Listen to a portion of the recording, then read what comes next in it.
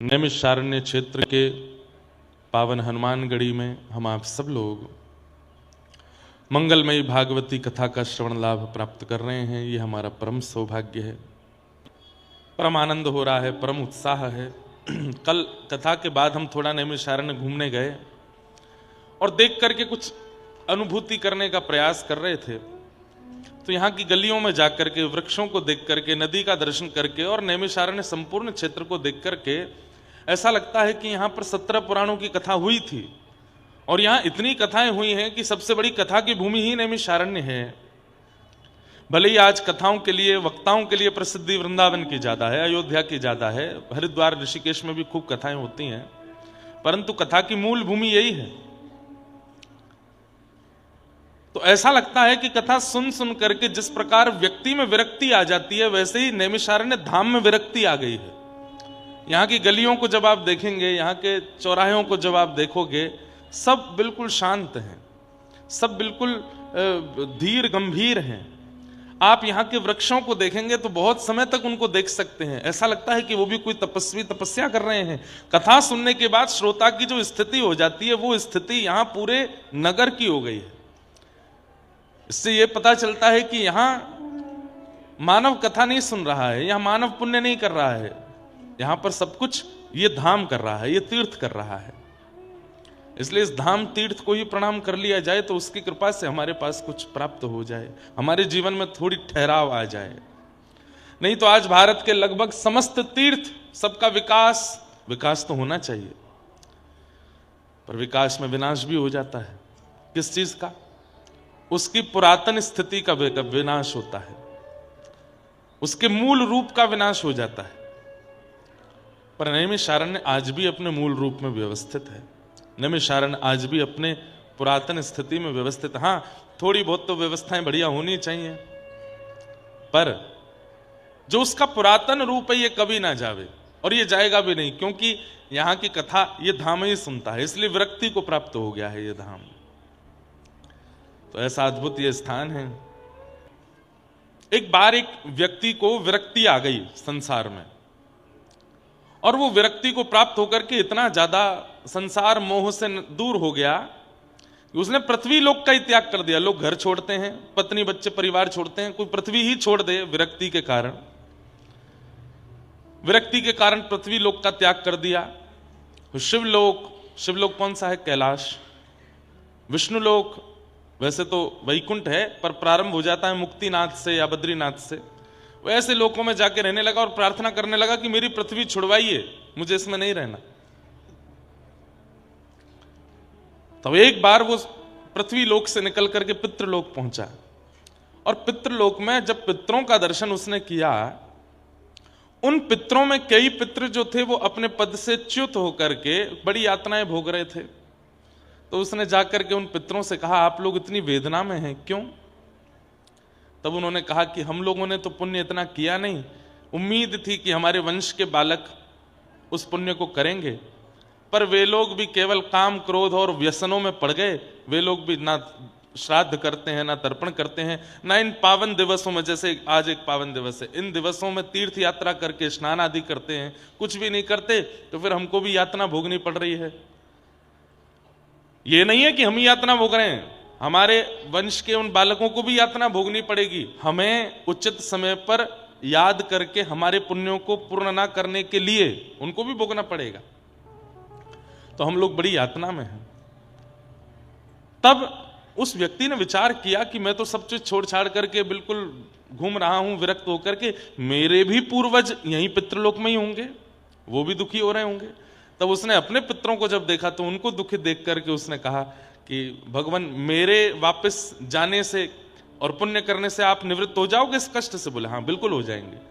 तो उस तुरंत वापस आया और पृथ्वी लोक को पुनः स्वीकार करके उसने विवाह आदि किया, अपने गृहस्थ आश्रम में प्रवेश किया, एक सत्पुत्र को जन्म दिया।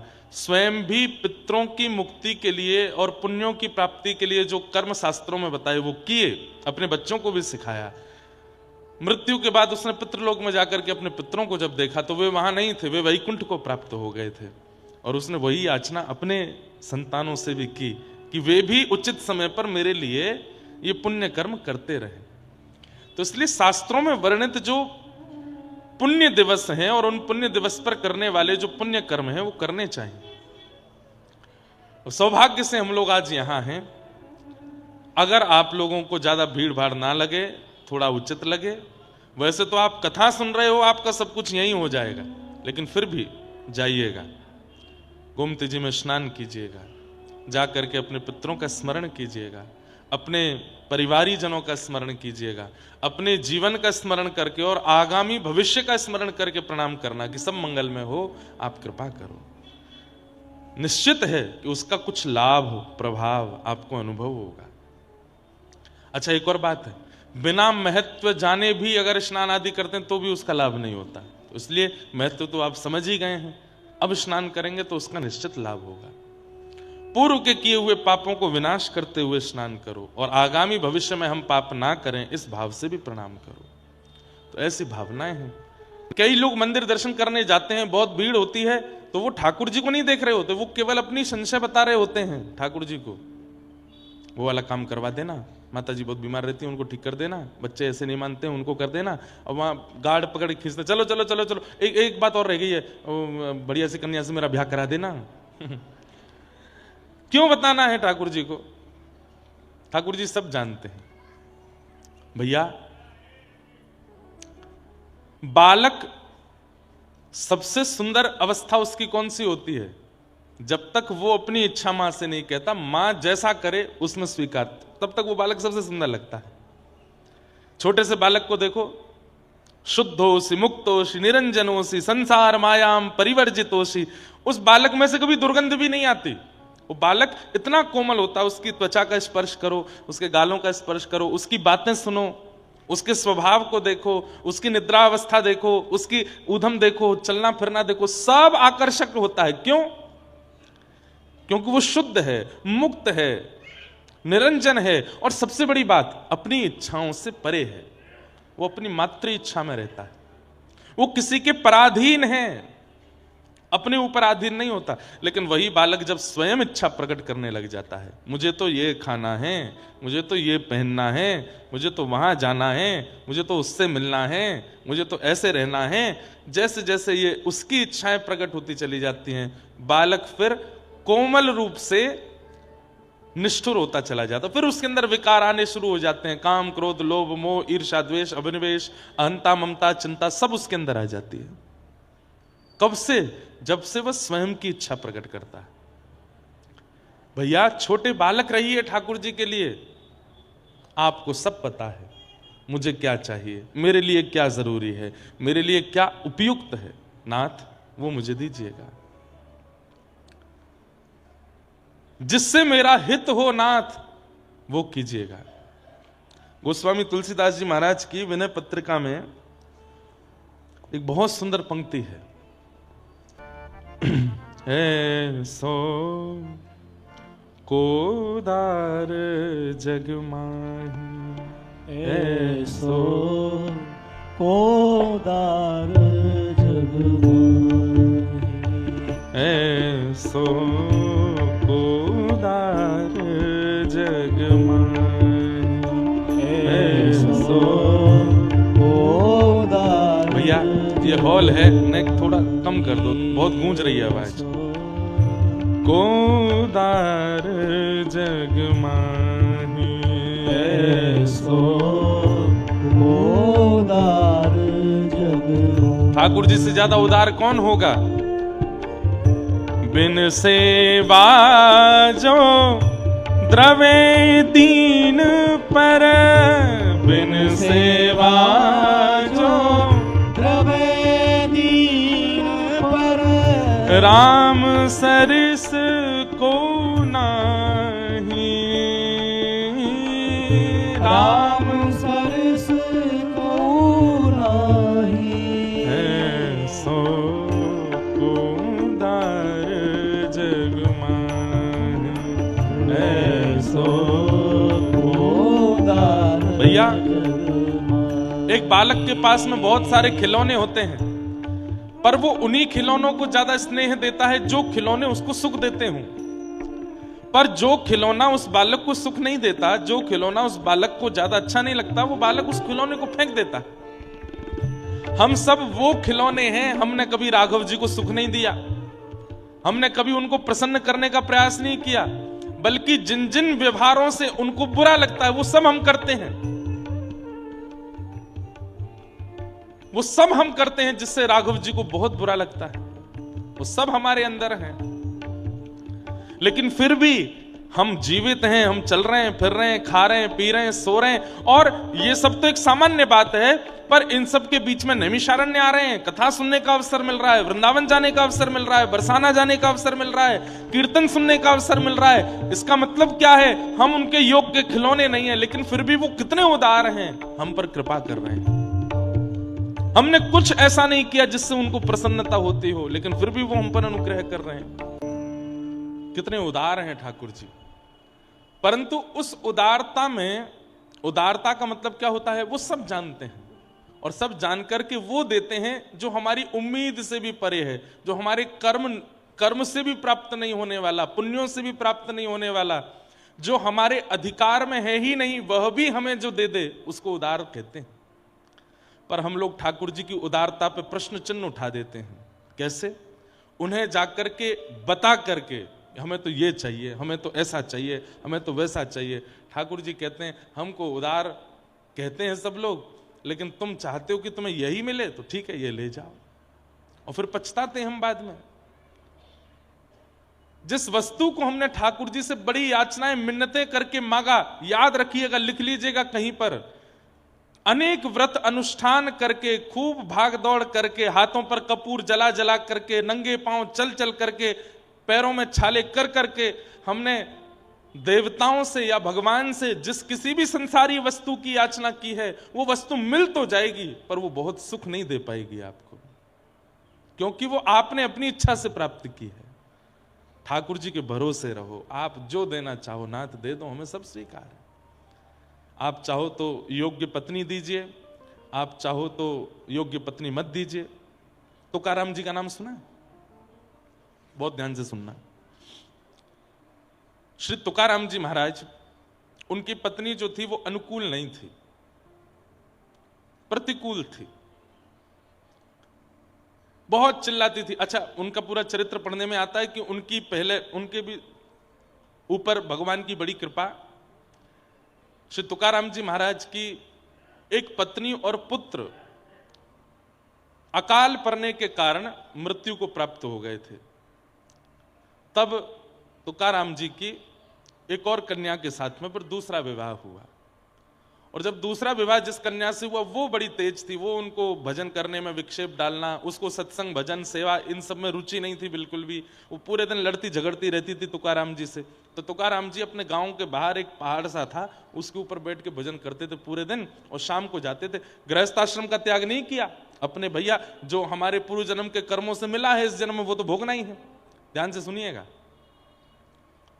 कई भाई लोग वीडियो बना रहे हैं तो मुझे लगा कि कहीं अपनी पत्नी को सुनाएंगे जाके।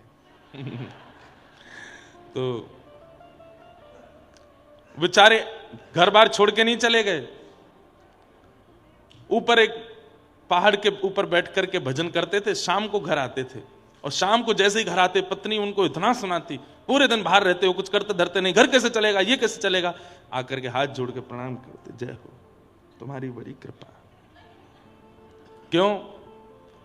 जिस संसार में व्यक्ति इतना फंस जाता है, इतना फंस जाता है कि फिर छोड़ ही नहीं पाता उस संसार को, उस घर को, उस परिवार को।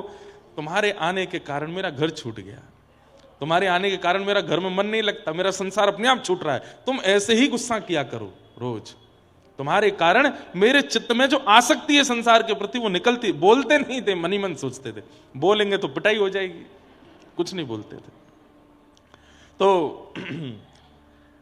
गांव में सबको पता था कि इनकी पत्नी अनुकूल नहीं है बिल्कुल भी। एक गांव का बालक था, वो भी सत्संग करता था, तो उसके मन में भी विरक्ति आ गई। उसने अपने घर वालों से कह दिया मैं ब्याह नहीं करूंगा, बिल्कुल 1 से लाख तक नहीं करूंगा।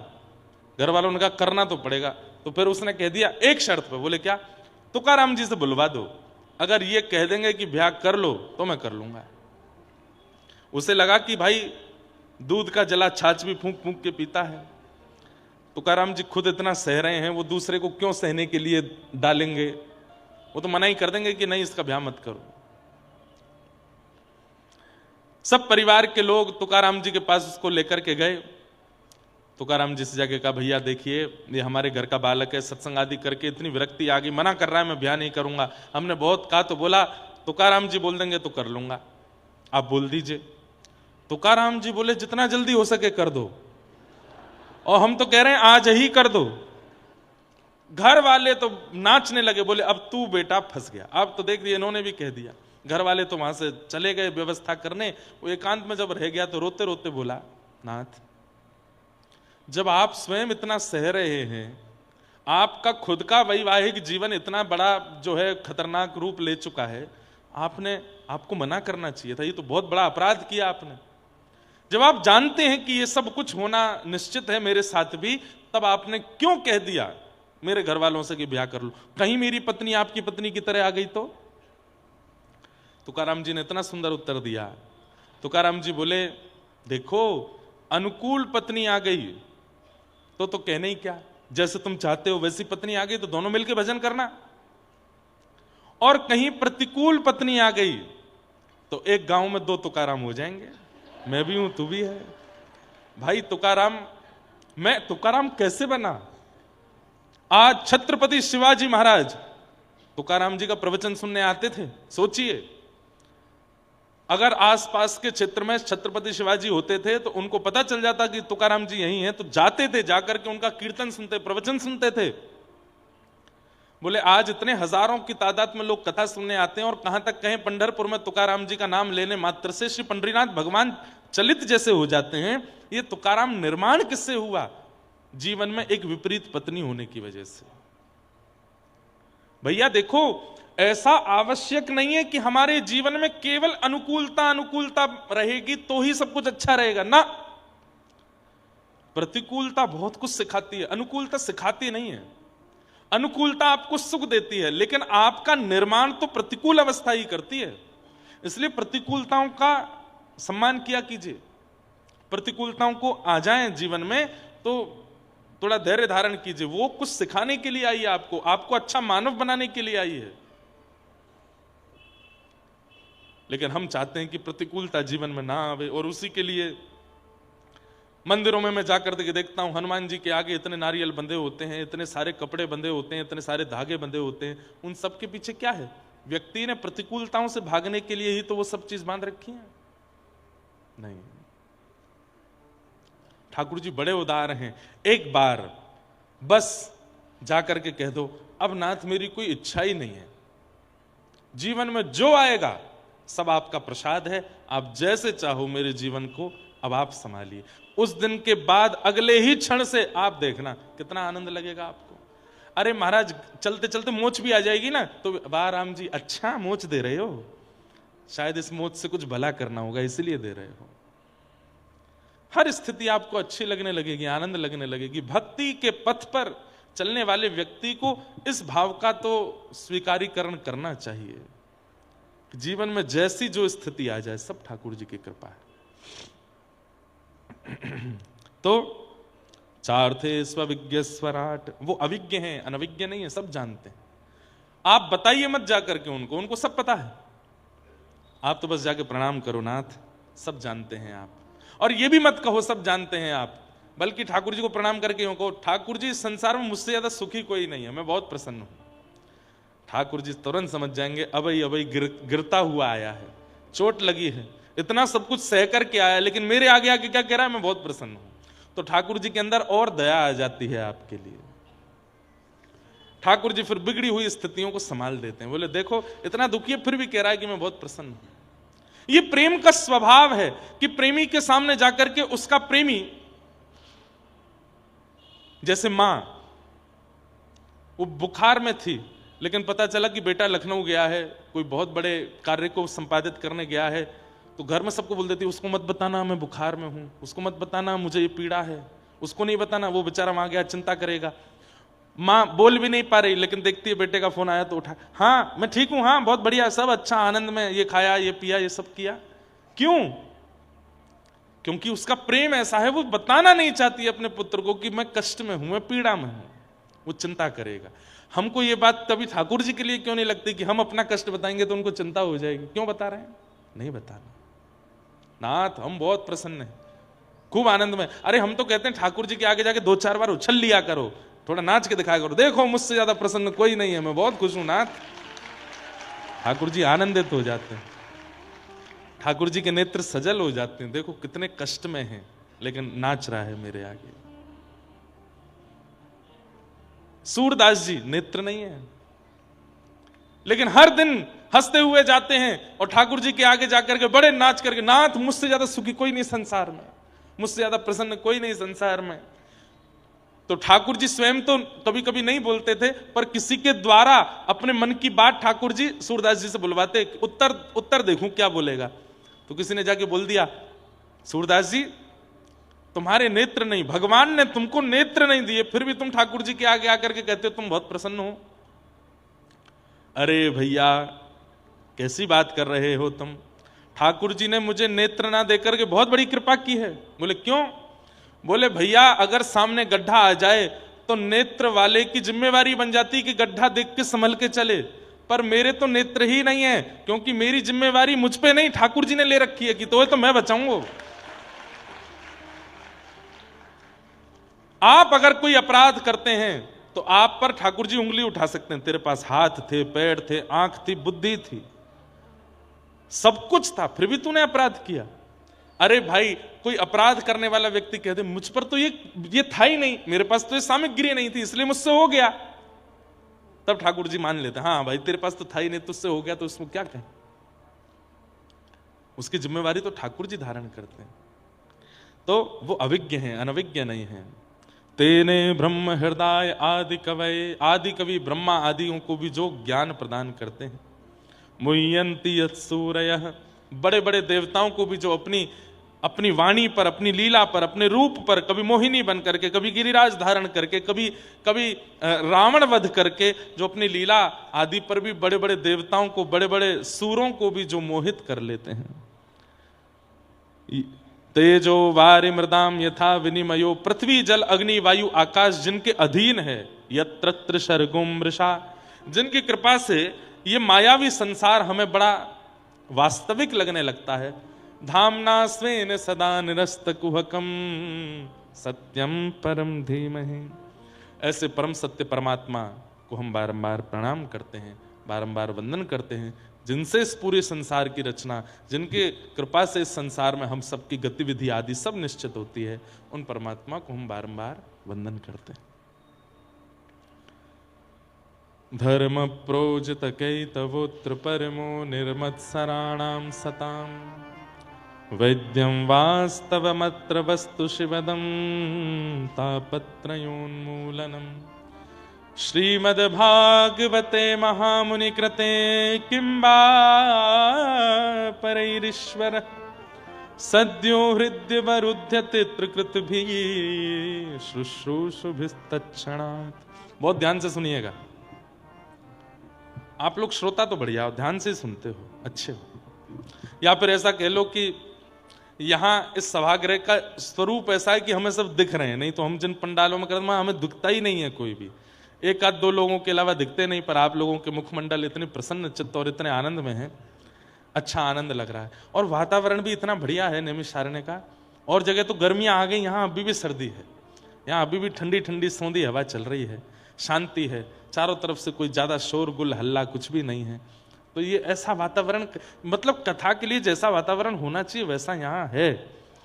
शाम को जाइए, अब आज तो भीड़ होगी, कल मैं गया था श्री नदी के तट पर जाकर के दशाश्वमेध यज्ञ घाट पर या कहीं भी जाके बैठो, ऐसा लगता है कि बस कोई मिले ना, कोई आवे ना, थोड़ी देर यहाँ भजन करें, इतना आनंद लगता है। और नैमिषारण्य के घाटों के सामने वाले घाट बिल्कुल हरे भरे, उनमें वृक्ष लगे हैं, बिल्कुल शांति, दूर दूर तक एक भी व्यक्ति नहीं। कितना सुंदर चिंतन यहाँ बन सकता है अगर कोई बनाना चाहे तो।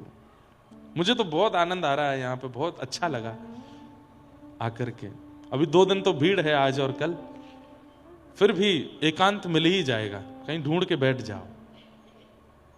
पर हम बार बार आपको संकेत करते हैं, बस ध्यान से बैठना। वन्य प्रदेश है, यहीं से मुक्तिनाथ नहीं जाना सीधे। तो एक बार बद्रीनाथ में कथा थी पूज्य पिताजी महाराज की। तो पूज्य पिताजी महाराज कथा में बोले कि भाई बद्रीनाथ में गंगा जी में स्नान का विधान नहीं है। पिताजी ने कहा यहां तो दर्शन मात्र से गंगा जी के स्नान का फल मिल जाता है। तो दो बूढ़ी माता जी कथा सुनी, उन्होंने सोचा दर्शन मात्र से स्नान का फल मिलता है तो स्नान से क्या मिलता होगा। वो इस भावना से बेचारी दोनों बूढ़ी माता चली गई। जैसे ही उन्होंने गोता लगाया, बद्रीनाथ में गंगा जी का गोता, मां तो उंगली डाल दो तो उंगली गायब सी हो जाती है, सुन्न पड़ जाती है, खून जम जाता है, इतना ठंडा। दोनों माताओं ने गोते लगाए, फिर तो जो हुआ वो आप अनुमान लगाओ क्या हुआ होगा। सीधे बद्री विशाल भगवान ही दिखे गए उनको।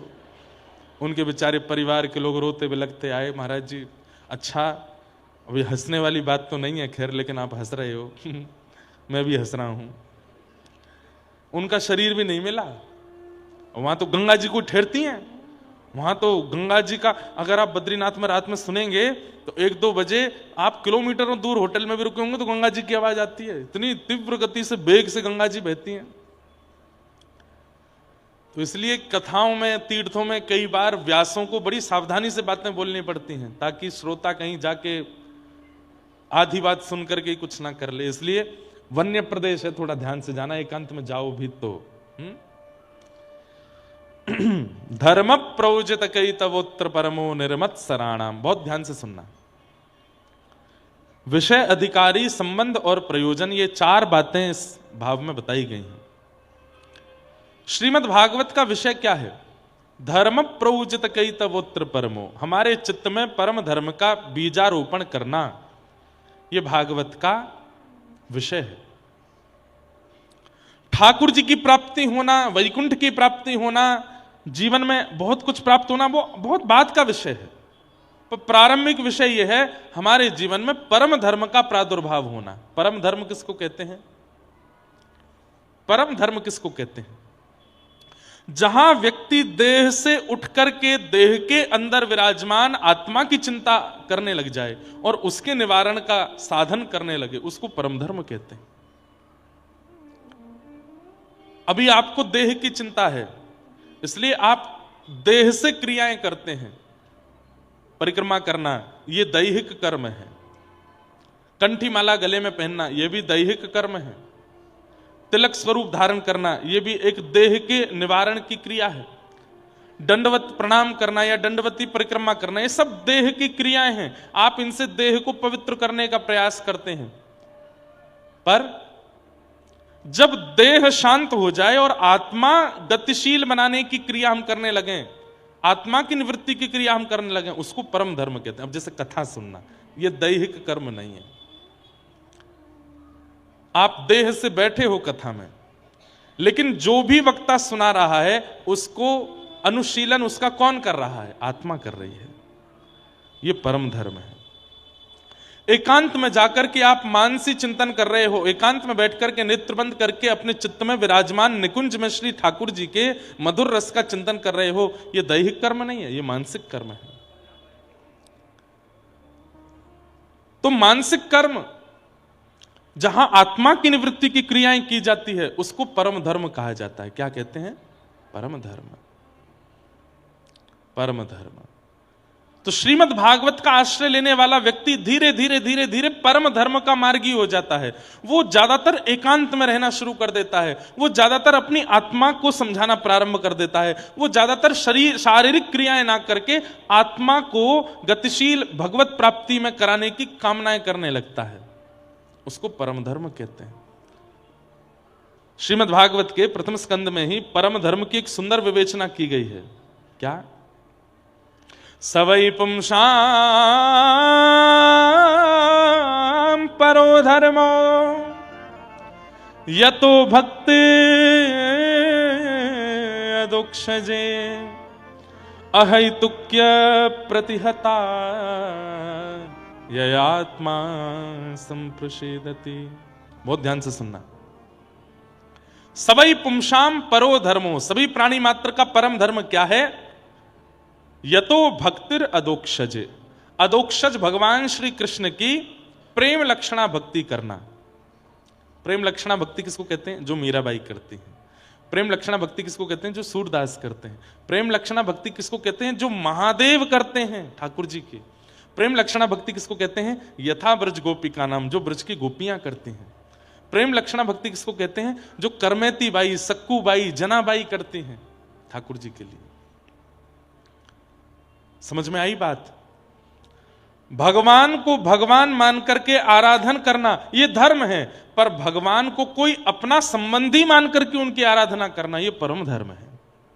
ठाकुर जी के प्रति प्रेम भाव करके उनकी आराधना करना यह परम धर्म है।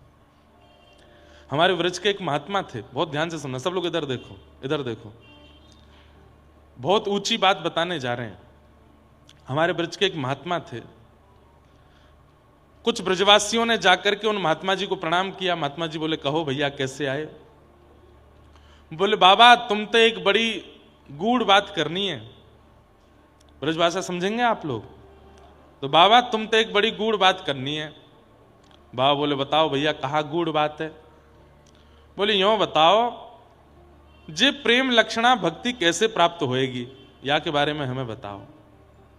प्रेम लक्षणा भक्ति कैसे प्राप्त होएगी? तो महात्मा जी मुस्कुराए, नेत्र बंद करके बोले भैया जो प्रेम लक्षणा भक्ति कहा है? बोले, खुजली को रोग है। कहा है? ऊंची बात है, ध्यान से सुनना।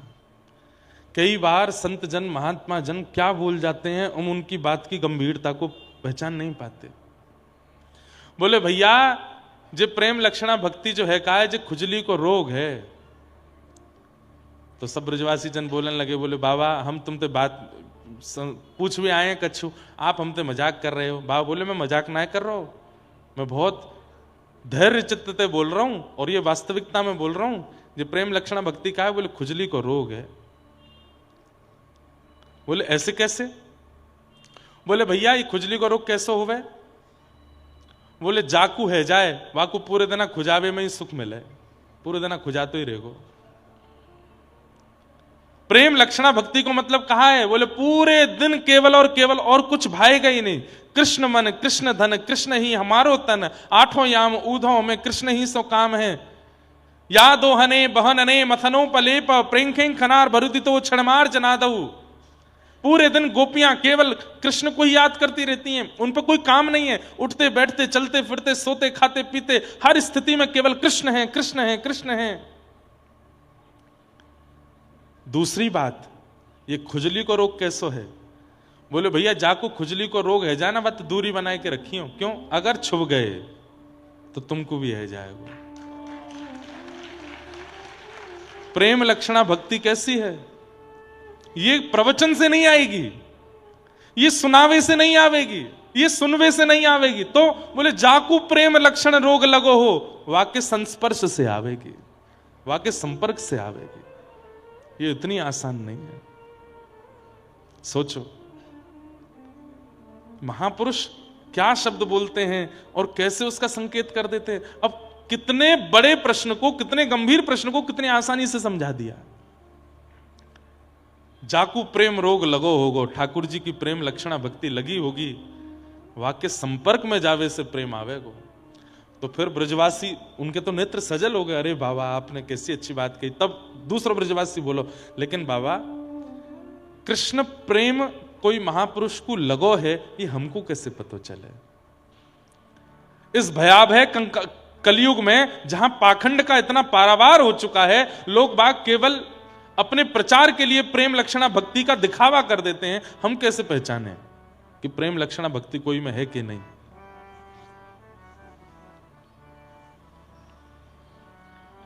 तब महाराज जी ने बताई, बोले देखो प्रेम लक्षणा भक्ति या तो अलग ही दिख जाएगी, और अगर फिर भी लगे कि भाई कहीं पाखंड तो नहीं है, तो श्रीमद् भागवत में वर्णित, भक्तमाल में वर्णित, रामचरितमानस में वर्णित जो प्रेम लक्षण भक्त, उनके जो चरित्र हैं, उन चरित्रों का श्रवण करके और नेत्र बंद करके उन भक्तों का चिंतन करके उनके स्पर्श करने का प्रयास मन में करो। जैसे मीराबाई, अब भक्तिमती मीराबाई है, अब आजकल मीराबाई तो है नहीं, तो मीराबाई का चरित्र सुनो और चरित्र सुन के नेत्र बंद करके अपने हृदय में ही मीराबाई को प्रकट कर लो और प्रकट करके उनके चरण छूने का, उनके संस्पर्श में रहने का, उनके संपर्क में रहने का चिंतन करना प्रारंभ कर दो। तो भले ही प्रकट रूप में तुमको प्रेमी भक्त नहीं मिल रहे हो, पर अप्रकट भाव से जो पूर्व प्रेमी भक्त हैं उनके कथा चरित्र सुनकर के तुम उनका स्पर्श करके प्रेम लक्षणा भक्ति को प्राप्त कर सकते हो। समझ में आई बात? प्रकट रूप में नहीं मिल रहे हो तो अप्रकट रूप से जो पूर्व के प्रेम लक्षण भक्ति वाले भक्त हैं उनका स्मरण करके उनका स्पर्श कर लो। अब मीराबाई है, निश्चित है अगर 3 दिन हमने मीरा चरित्र सुन लिया और हमने सुना दिया तो ऐसा हो नहीं सकता कि इतने हजार लोगों में से कोई एक पर भी उस भक्ति का रंग ना चढ़े। हो जाएगा, चढ़ ही जाएगा। तो बड़ी कृपा है कि प्रकट रूप में ऐसे संत मिल जाएं, लेकिन नहीं मिले तो जो पूर्व के ऐसे संत हैं उनके चरित्र सुनना प्रारंभ करो। श्याम मन है चाकर राखो जो, हरि जी माने चाकर राखो जी। मीराबाई गाती है, चाकर रहसू बाग लगासू, नित उठ दर्शन पासू। चाकर रहसू बाग लगासू, नित उठ दर्शन पासू। वृंदावन री कुंज गलिन में, वृंदावन री कुंज गलिन में, हरि की लीला गासूं, हरि की लीला गासूं। श्याम मने चाकर राखो जो, श्याम मने चाकर राखो जी। एक बहुत अच्छा पद लगता है मुझे मीराबाई का, गा लो। हो मैं तो गोविंद रा गुण गासूं, राणा जी रूठे तो मने काय करसे। मैं तो गोविंद रा गुण गासूं, राणा जी रूठे तो मने। अरे मैं तो नैमिषारण्य जाऊंगा, मैं तो वृंदावन जाऊंगा, मैं तो बरसाने जाऊंगा, मैं तो कथा सुनूंगा। अरे तुम्हारे पति को बढ़िया नहीं लगता, तुम्हारे बच्चों को अच्छा नहीं लगता, तुम्हारी पत्नी को अच्छा नहीं लगता, तुम्हारे रिश्तेदार नातेदार तुम्हारा मजाक उड़ाते हैं, बोले उड़ाने दो। अरे कृष्ण भक्त हूं इसलिए मजाक उड़ा रहे हैं, ये मेरा सौभाग्य है। कहीं खाने पीने वाला होता और फिर मेरा मजाक उड़ाया जाता तो फिर मेरे लिए तो बहुत बड़े दुर्भाग्य की बात होती।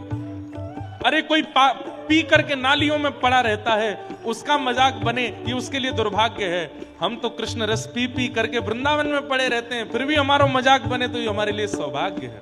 यही बात उन संत ने समझाई। बोले भैया अगर प्रेम लक्षणा भक्ति वाला कोई भक्त या संत मिल जाए तो उसके संस्पर्क में चले जाओ, उसके संस्पर्श में रहने लगो। लेकिन नहीं मिल रहा हो तो पूर्व के जो प्रेमी भक्त हैं उनके चरित्र सुनो, उनके पद गाओ, उनका चिंतन करो, उससे प्रेम लक्षणा भक्ति चित्त में आ जाएगी, निश्चित आ जाएगी। और ये प्रेम लक्षणा भक्ति का संचार हो कहां से रहा है? वहीं से तो हो रहा है।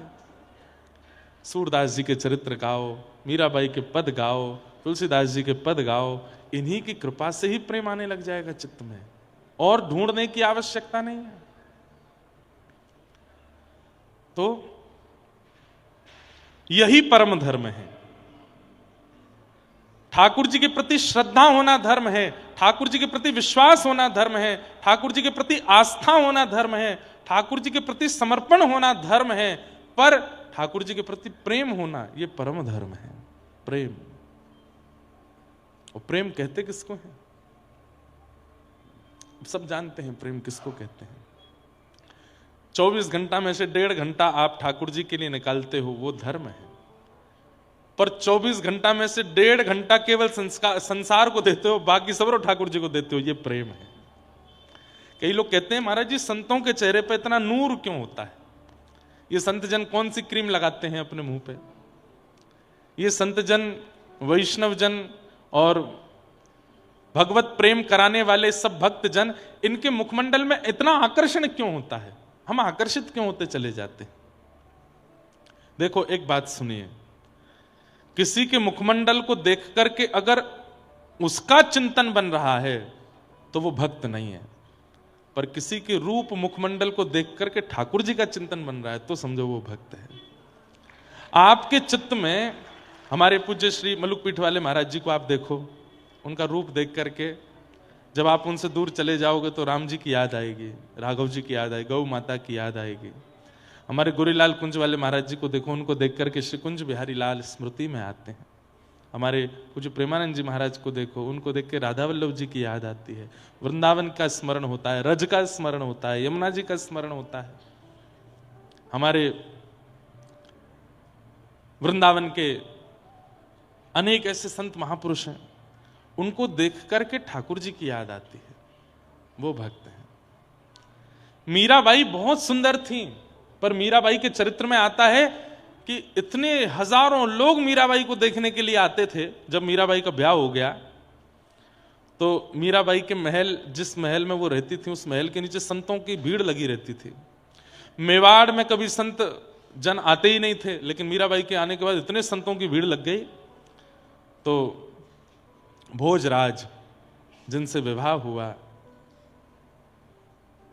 वो एक बार रूप बदल करके उन संतों के बीच में गए और पूछने लगे, मीरा को देख करके क्या लगता है?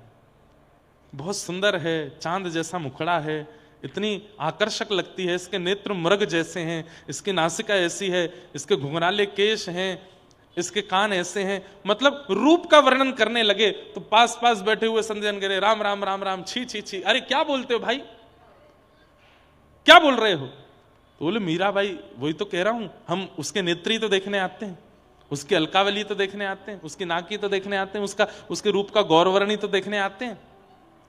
तो बाकी सब संत जन गुस्सा हो गए, तू कैसी बात करता है? मीराबाई का रूप देख करके हम उसकी सुंदरता देखने नहीं आते, तो क्यों आए हो तुम लोग?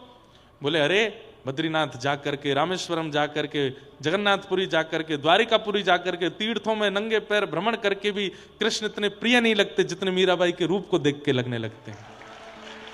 उनका एक झलक पाते ही कृष्ण और प्रिय हो जाते हैं, और ज्यादा प्यारे लगते हैं। हम तो इसलिए मीरा को देखने आते हैं। अद्भुत है। तो धर्म प्रोजित कई तवोत्र परमो, हमारे चित्त में परम धर्म का प्रादुर्भाव भागवत की कृपा से होता है। अगर आप भक्त चरित्र ही सुनते रहोगे और श्रीमद् भागवत जी का आश्रय नहीं लोगे तो भी कहीं ना कहीं प्रेम लक्षणा भक्ति उत्पन्न नहीं हो पाएगी। इसलिए हमारे स्वामी श्री हरिदास जी महाराज, जिनकी परंपरा इतनी कठिन है, इतनी गौड़ है कि उसमें प्रवेश करना व्रज में भी बहुत मुश्किल है। स्वामी श्री जिन्होंने श्री बिहारी जी को प्रकट किया, अभी हम वहीं से कथा करके आए, जटेरी धाम, वो स्वामी जी की परंपरा का स्थान है। उनकी प्रेम की स्थिति बड़ी विचित्र है। वे स्वामी जी की परंपरा भी आज्ञा करती है, प्रथम सुने भागवत भक्त मुख भगवत वाणी, भक्त मुख भगवत वाणी, प्रथम सुने भागवत। वहां पर भी आज्ञा दी गई है कि पहले भागवत सुनो। भागवत के बिना अगर आप रस में प्रवेश करना चाहेंगे, प्रेम में प्रवेश करना चाहेंगे, आपसे अपराध हो जाएगा। ठाकुर जी सामने आ भी गए तो भी अपराध बन जाएगा, और वो ऐसा अपराध बनेगा कि उस अपराध के कारण ठाकुर जी जन्मों तक नहीं मिलेंगे। इसलिए भागवत के आश्रय से प्रवेश करो। धर्म प्रोजित कई तवोत्र परमो, तो भागवत का विषय क्या है? हमारे चित्त में परम धर्म का प्रादुर्भाव होना। परम धर्म क्या है? कृष्ण से अहेतुकी प्रेम लक्षणा भक्ति होना। तो ठाकुर जी से प्रेम लक्षणा भक्ति होना, यह भागवत का विषय है। श्रीमद् भागवत का अधिकारी कौन है? तो कहते हैं निर्मत सराणाम सताम, जिसके चित्त में मात्सर्य दोष नहीं है। मात्सर्य दोष किसको कहते हैं? मात्सर्य दोष किसको कहते हैं? इधर देखो, यहां देखो। दूसरे के प्रति ईर्ष्या, किसी की अच्छाइयों को देख करके आप विचलित होते हो, वो इतना अच्छा क्यों है, वो इतना बढ़िया क्यों है, इसको मात्सर्य दोष कहते हैं। मैंने कई बार कथाओं में इस बात को कहा है, ठाकुर जी कामी को मिले हैं, क्रोधी को मिले हैं, लोभी को मिले हैं, मोही को मिले हैं, लेकिन ईर्ष्यालु को नहीं मिलते। और कई बार ऐसा देखा गया है कि व्यक्ति के अंदर काम नहीं है, क्रोध नहीं है, लोभ नहीं है, लोभ नहीं है, मोह नहीं है, पर ईर्ष्या है। और उस व्यक्ति को लोग कह देते हैं कि तो बढ़िया ही, तो कोई बात नहीं भाई, न ईर्ष्यालु ही तो है ना। आपको दिख नहीं रहा है। अगर ईर्ष्या है तो इसका मतलब काम भी है, क्रोध भी है, लोभ भी है, मतलब ये दोष है तो सारे दोष है। कई बीमारियां ऐसी होती हैं, अगर वह बीमारी है तो इसका मतलब है सर्वांगीण इंद्रियां आपकी नष्ट हो चुकी हैं। कई बीमारियां ऐसी, उससे रक्त भी खराब हो गया है, उससे लिवर भी खराब हो गया, किडनी भी खराब हो गई, हार्ट भी खराब हो गया है, बुद्धि भी खराब हो गई है, सब खराब हो जाता है एक बीमारी के आने से। ठीक वैसे ही ईर्ष्यालुता एक ऐसी बीमारी है, यदि आपके चित्त में है तो इसका मतलब आप बाकी के सारे दोषों को आमंत्रित कर रहे हो। ईर्ष्या क्या करता है पता है? हमारे चित्त में दोषों के लिए जगह नहीं होती। बहुत ध्यान से सुनो, इधर देखो, इधर देखो, यहां देखो, कथा सुनो। हमारे चित्त में जगह नहीं है ईर्ष्या दोषों के लिए। काम, क्रोध, लोभ, मोह आना तो चाहते हैं पर उनको जगह नहीं मिलती। तब वे क्या करते हैं? एक ऐसे चिकित्सक को भेजते हैं जो भीतर जाके जगह बनाए, वो उसका नाम है ईर्ष्या। ईर्ष्या हमारे अंदर जैसे ही आती है तो वो जगह बनाने लगता है, और इतनी जगह बना लेता है, इतनी जगह बना लेता है कि वो फिर आमंत्रित करता, आ जाओ सबरे। तो काम, क्रोध, लोभ, मोह, द्वेष, अभिनिवेश, अहंता, ममता, चिंता सब एक साथ आके चित्त में बैठ जाते हैं। ईर्ष्या को ही नहीं आने दिया तो इसका मतलब स्थान ही नहीं बन पाया, और स्थान नहीं बन पाएगा तो बाकी के दोष आ ही नहीं पाएंगे। लेकिन दुर्भाग्य की बात है, आज हर दूसरे व्यक्ति के अंदर ईर्ष्या है। आप स्वयं से पूछिए, स्वयं से पूछिए, और अभी मत पूछिए, बाद में पूछना कथा के बाद। ईर्ष्या है किसी से? है तो सही, सबको है। और वही ईर्ष्या दोषों को जन्म देती है। भगवान से प्रार्थना करना कभी ईर्ष्या चित्त में ना आवे। काम, क्रोध, लोभ, मोह यदि चित्त में आ भी गए तो इनकी चिकित्सा हो जाएगी, पर ईर्ष्या आ गई तो उसकी चिकित्सा नहीं हो सकती।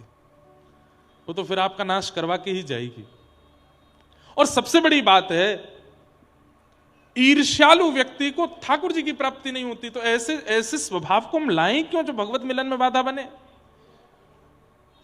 किसी की उपलब्धियां देख करके, किसी के धन को देख करके, किसी के वैभव को देख करके, किसी की सुंदरता देख करके, किसी की प्रसन्नता देख करके आप ईर्ष्या में चले जा रहे हो।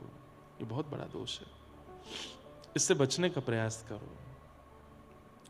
मैं एक बात कहता हूं, श्रावण के दिनों में इस बार शंकर जी के ऊपर जल चढ़ाते हुए प्रार्थना करना, हे शंकर जी,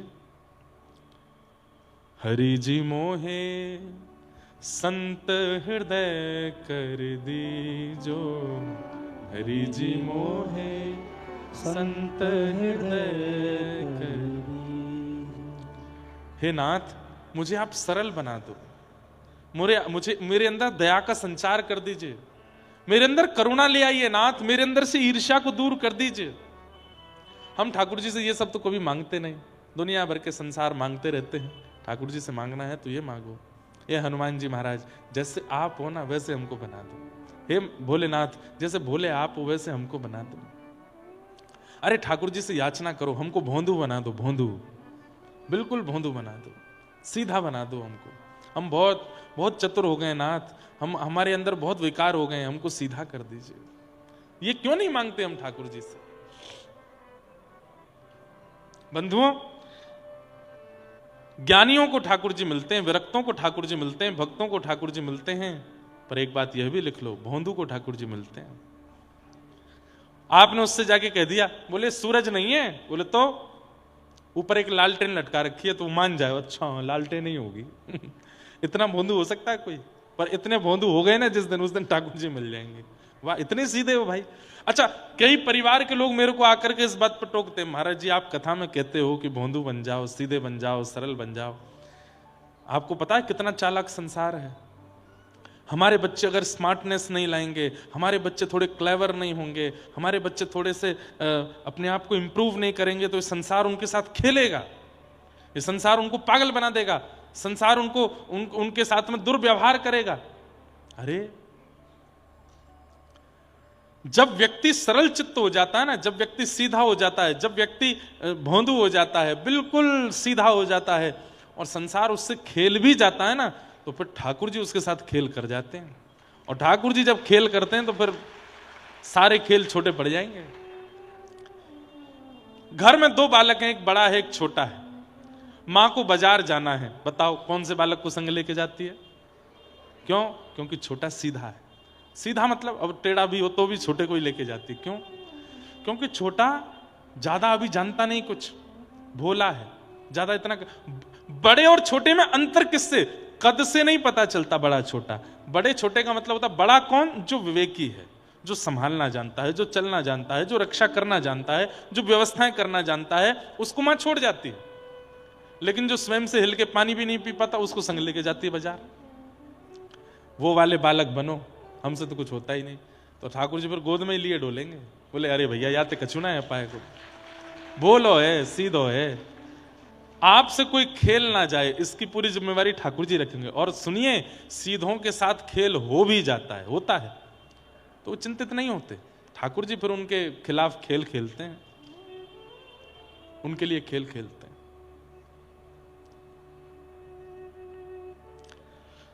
तो निर्मत सराणाम सताम, मात्सर्य दोष को चित्त में मत आने दीजिए। आप पूछेंगे महाराज जी मात्सर्य दोष ना आवे इसके लिए हम क्या करें? नित्य सत्संग करो, नित्य कथा सुनो और संग दोष से बचो। जो कुसंगी हैं, जाके संग कुमति उपजत है, पड़त भजन में भंग, तजोरे मन हरि विमुखन को संग। जाके संग कुमति उपजत है, मतलब आपने कभी विचार नहीं किया था गलत स्थान पर जाने का, पर किसी के संग आने से, उसको देख करके, उसके कहने से, उसके बताने से आपकी इच्छा हो गई अरे मैं भी करके देखूं एक बार, वही कुसंगी है। जाके संग कुमति उपजत है, पड़त भजन में भंग। और जिसके संग आने से कथा से रुचि उठ गई, धाम से रुचि उठ गई, नाम से रुचि उठ गई, सेवा से रुचि उठ गई। सोचिए, पहले तो मैं बहुत भजन कर लेता था, आजकल भजन क्यों छूट रहा है? किसका संग कर रहा हूं मैं? ऐसा कौन व्यक्ति है जिसके पास आने से मेरा भजन छूट रहा है? उसका त्याग करो। तजोरे मन हरि विमुखन को संग। क्यों? सूरदास जी कहते हैं, कहा होत पैपान कराए, विष नहीं तजत भुजंग। उसको कितना भी दूध पिला दो, सर्प जब डसेगा तो विष ही निकलता है। ऐसे ही कुसंगी व्यक्ति है, उसके संग में आने से आप बिगड़ जाओगे, वो नहीं सुधरेगा। इसलिए तजोरे मन हरि विमुखन को संग। उससे क्या होगा? मात्सर्य दोष चित्त में नहीं आएगा, ईर्ष्यालुता चित्त में नहीं आवेगी। वैद्यम वास्तव मत्र वस्तु शिवदम। तो विषय सुन लिया, अधिकारी सुन लिया, अब संबंध। श्रीमद् भागवत हमें क्या प्रदान करती है? तो वैद्यम वास्तव मत्र वस्तु शिवदम, ठाकुर जी से हमारा संबंध करा देती है। और कैसा संबंध? बोले कल्याणकारी। कथा सुनने के पश्चात ठाकुर जी के प्रति संबंध प्रगाढ़ हो जाता है, संबंध अटूट हो जाता है, ये कोई अपने से लगने लगते हैं। बहुत भोंदू भोंदू कर दिया, सुनाई देते हैं भोंदू की कथा, बड़ी मधुर कथा है। अच्छा, आप में से कितने लोगों ने भोंदू की कथा सुनी है? देखो कितने सारे लोग सुने, और कितनों ने नहीं सुनी वो हाथ ऊपर करो। ज्यादा लोग वो हैं जिन्होंने नहीं सुनी, तो सुनाते हैं। हमारे व्रजमंडल में रूप गोस्वामी पाद रहते थे, बिल्कुल सत्य घटना है। उनकी गौशाला में एक बड़ा सीधा व्यक्ति रहता था। उसका नाम तो कुछ और था, पर वो इतना सीधा था, इतना सीधा था कि सब उसको भोंदू बोलते थे। तो उसने भी अपना नाम भोंदू ही मान लिया। इतना सीधा था कि कोई उसको बोल देता ये गोबर नहीं है हलवा है, तो वो थाली में ले लेता था, हलवा ही होगा, इतना सीधा। और ऐसे सीधे लोगों को ठाकुर जी क्यों मिल जाते हैं? क्योंकि सीधे लोग ही कथा में कही गई बातों को भी सत्य मान करके स्वीकार करते हैं। चतुर लोग यूं सोचते हैं, व्यास जी हैं, कुछ भी बोलने, इनको तो 4 घंटा निकालने हैं, कुछ भी बोलते रहेंगे, इनको तो बस बढ़िया बढ़िया मीठी मीठी चुपड़ी बातें करनी है। चतुर लोग ऐसे सुनते हैं कथा, पर सीधे लोग अच्छा ऐसे होता है, ऐसे हो जाता है, वो तुरंत उतार लेते हैं चित्त में। तो भौंदू पूरे दिन तो गौ सेवा करता था, गौ चारण करता था। शाम को जब गौ सानी आदि करके दूध काढ़ करके जब गैया निवृत्त हो जाती तो भौंदू भी फ्री हो जाता। तब रूप गोस्वामी जी का प्रवचन होता था, जीव गोस्वामी जी का, वहां बैठ करके सुनता था और उनके प्रवचन सुनता था। एक दिन वो सबसे पीछे बैठ के सुनता था, सारे बड़े बड़े विद्वान शिष्य आगे बैठते थे, भौंदू सबसे पीछे बैठता था। एक दिन जीव गोस्वामी पाद कथा में बोले, आहा तम गो रजत छुरित कुंतल वद्दवरह वन्य प्रसून रुचिरे क्षण चारुहासम।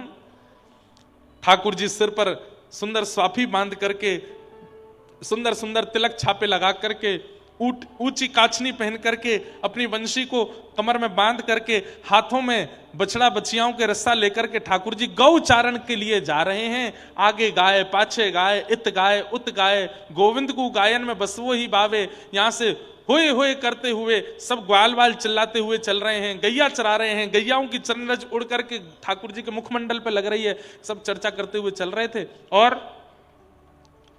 तभी ठाकुर जी गौचारण करते हुए भांडीर वन पहुंचे। ठाकुर जी भांडीर वन आए, सब लोग ध्यान से सुनना। और जैसे ही भांडीर वन का नाम सुना, पीछे बैठा बैठा भौंदू बोला, अरे भांडीर वन, भांडीर वन तो मैं जाता हूं गैया चराने, भांडीर वन तो हमेशा मैं गया हूं अपनी गायों को चराने के लिए, गुरुदेव बता रहे हैं कि भांडीर वन ठाकुर जी जाते हैं गैया चराने। अरे भौंदू तू कितनो बाबड़ो है, भांडीर वन गैया चरावे 10 सालन ते जा रहो है, आज तक तेने ठाकुर जी ना देखे वहां पे। अपने मन से बोला कल जाऊंगो। अरे मैं हूं तो बाबड़ो हूं, मैं गैयान को छोड़ करके पौड़ जाऊं, लेट जाऊं। अब कल सो में जाऊंगो और भांडीर वन में जाके लेटूंगो नहीं, ढूंढूंगो ठाकुर जी कहां है। उसने विश्वास मान लिया। अब मैं कितना भी कहता हूं नैमिषारण्य में बाप पेड़ के पास ठाकुर जी बैठे, आप विश्वास नहीं मानोगे, पर भौंदू मान जाएगा। मैं कितना भी कहूं, कल मैंने कहा कि नैमिषारण्य का अरण्य ही श्री कृष्ण है, यहां वन ही ठाकुर जी हैं, पर आप नहीं मानोगे, पर भौंदू मान जाएगा। भौंदू ने सोचा गुरुदेव कह रहे हैं कि भांडीर वन में गैया चराने ठाकुर जी जाते हैं, मैं जाऊंगा। अगले दिन भांडीर वन गया, वो रोज ही जाता था भांडीर वन। भांडीर वन पहुंच करके आज गायों को चराने छोड़ दिया। रोज तो वो लेट जाता था वृक्ष के नीचे, सोता था, लेकिन आज सोया नहीं, आज ढूंढ रहा है, ठाकुर जी को ढूंढ रहा है। कहां है श्याम सुंदर, कहां है भगवान, कहां है ठाकुर जी। 1 दिन हो गए, 2 दिन हो गए, 3 दिन हो गए, 4-5 दिन जब निकल गए, ठाकुर जी जब नहीं मिले, 5वें दिन रोने लगा। मैं 10 सालों से आया भांडीर वन, ठाकुर जी नहीं आए। ऐसा तो नहीं है ठाकुर जी ने वन बदल दिया हो, कहीं और चराने लग गए हों गैया। इतने भावुक हृदय से रुदन करने लगा। ठाकुर जी के मन को अब सहन नहीं हुआ, बोले कि रोज ढूंढ रहा है मुझे। अरे इस बावड़े को कौन बतावे कि मैं द्वापर में चराता था, अब कलयुग में थोड़ी चराता हूं गैया भांडीर वन में, लेकिन ये इतनी उत्सुकता से ढूंढ रहा है। ठाकुर जी ने मन में विचार किया, बहुत दिन आएंगे मंदिर में बैठे बैठे, आज चलें, आज ने एक भौंदू से मिलके आवे, और इससे मिलने में कोई हानि भी नहीं है, अच्छा ही है। इतने में ही क्या देखता है भौंदू, असंख्य गायों का झुंड सामने से आ रहा है, और तभी देखता है कि 2 विशाल गाय इधर उधर हुई, और बीच में पीली पीतांबरी पहने हुए, सिर पर ढांटा बांधे हुए, कमर पर लठिया टांगे हुए, बढ़िया छाग लटक रही है, और मधुमस्त चाल के साथ मधुर नेत्र हैं ठाकुर जी के, कटाक्ष नेत्रों से इधर उधर देखते हुए, आहा वरहा पीड़म नटवर वपुः कर्णयो कर्णकारम बिभ्रतवासः कनक कपिसं वैजयंतीं चमालां रंध्रान वेणु अधर सुदया पूरयन गोप वृंदई वृंदारण्यम स्वपदरमणम प्राविशद गीत कीर्ति। ठाकुर जी वेणु बजाते हुए जैसे प्रकट हुए, भौंदू तो देखता ही रह गया, पलक झपकना भूल गया। ठाकुर जी आके बिल्कुल सामने ठाड़े है गए। अरे कहा देख रहे हो है? भौंदू बोलना भूल गया, शब्द ही नहीं पता क्या बोलना है। अरे तोते बात कर रहा हूं मैं, कहा देख रहे हो है? भौंदू बोला आप कितने सुंदर हो, आप कौन हो? बोले मैं तो नंद जी को लाला हूं, मैं यशोदा जी को लाला हूं।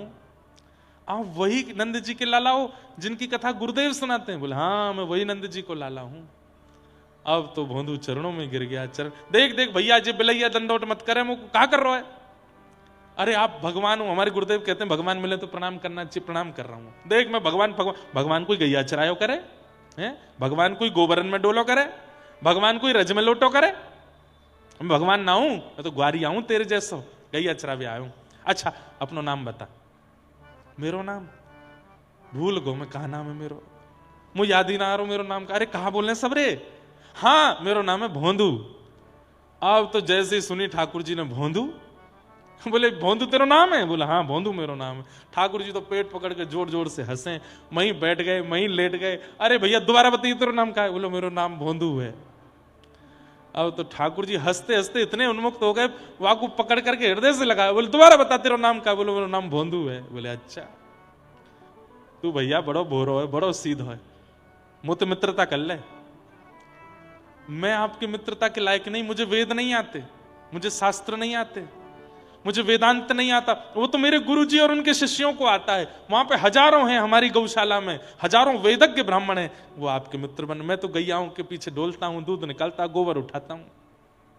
ना तू ही मेरो मित्र है और तू मेरो मित्र है आज तो। चल अब हमारी दोनों उनकी मित्रता। बंधु बोलो जी अरे मित्र बन को, ऐसी कोरो मित्र बने को, कछु खवावे को नहीं। अरे मित्र बने तो खवाए जाए, ला चल अपनी छाक खोल। छाक मतलब वन में जाकर के जो भोजन बांध के ले गए कपड़ा में, उसको छाक बोलते हैं। अब बेचारा वो भोंदू पतला दुबला सा 2 टिक्कर लेके जाता था, मिर्च लेके जाता, गुड़ लेके जाता, एक छोटे से पात्र में छाछ ले जाता था, यही उसका छाक था। ठाकुर जी बोले निकार, तो वो छाक खोल करके जोर लगा करके गुड़ तोड़ने लगा। ठाकुर जी बोले कहा कर रहे हो? बोले 2 हिस्सा कर दूं, आधो आपको आधो मेरो। मैं और आप होते तो हम क्या करते? आधा करते ना, पूरा ही धरते ठाकुर जी के आगे। 2 रोटी हैं तो 2 का भी विभाजन कर रहा है, एक ठाकुर जी को एक स्वयं को। ठाकुर जी इतने आनंदित हो गए, बोले भैया ये बढ़िया है, चतुर भक्त तो पूरा दे दें। लो ठाकुर जी सब आपका। आप अरे हम तो भूखे रह लेंगे, बड़ी नाटक करें मेरे आगे, लेकिन ये देखो बढ़िया है, आधे आधे कर रहे हो। मिर्च भी आधी करी बीच से, ये आपकी। ठाकुर जी ले आके संग खेलू ने, जल्दी जल्दी ठाकुर जी पाने लगे। वो तो देखने ठाकुर जी तू भी खा ले। नहीं आप खाओ, तो मुझे आपको देखने में बड़ा अच्छा लग रहा है। मैंने बहुत लोग देखे पर आप जैसी आंखें नहीं देखी, आप जैसी नाक नहीं देखी, होठ नहीं देखे। आप खाओ, मुझे अच्छा लग रहा है। ठाकुर जी ने अपनी रोटी पा ली, इतने में भोंदू की लेने लगे, ला ये दे दे। तो भोंदू ने हाथ पकड़ ली, ये मेरी है, ये क्यों खा रहे हो आप? ये तो मेरी है। अब वो भूख लग रही, दे दे। अच्छा तो यहां में आधी तो छोड़ दो, मैं क्या खाऊंगा? ठाकुर जी बोले अच्छा मैं मिलाऊं तो या नाते मुझको देना सके, नहीं आधी कर लो, पूरी क्या खा रहे हो? ठाकुर जी मैं तो पूरी खाऊंगा। और छीन के ठाकुर जी खा गए। अरे अब तो मैं भूखा रहेगो, कल ते मैं यशोदा मैया बांध के ना भेजे कछु भोजन है, कल ते ज्यादा सुन ले आऊंगा मैं। है हाँ ठीक है। ठाकुर जी चले गए, भोंदू अपने चले। अरे भोंदू को लगा सबको भगवान मिलते ही है, मुझे आज पहली बार मिले। सबको ही मिलते हैं, मैं ही अभागा हूं, मुझे इतने सालों बाद मिले। उसने आश्रम में जाके किसी से कुछ कहा भी नहीं। अगले दिन जब पुनः जाने की बारी आई तो रसोईया से जाके बोलो भैया 4 टिक्कर धर दियो, कल भूखो रहेगो मैं। 4 टिक्कर दे दियो। बोले अरे भोंदू आज तक तो तेने 2 ही टिक्कर पाए, अब 4 का ही कुछ चाहिए? बोले अब कहा बताऊं, माहू आवे, कन्हैया आवे, कौन आवे?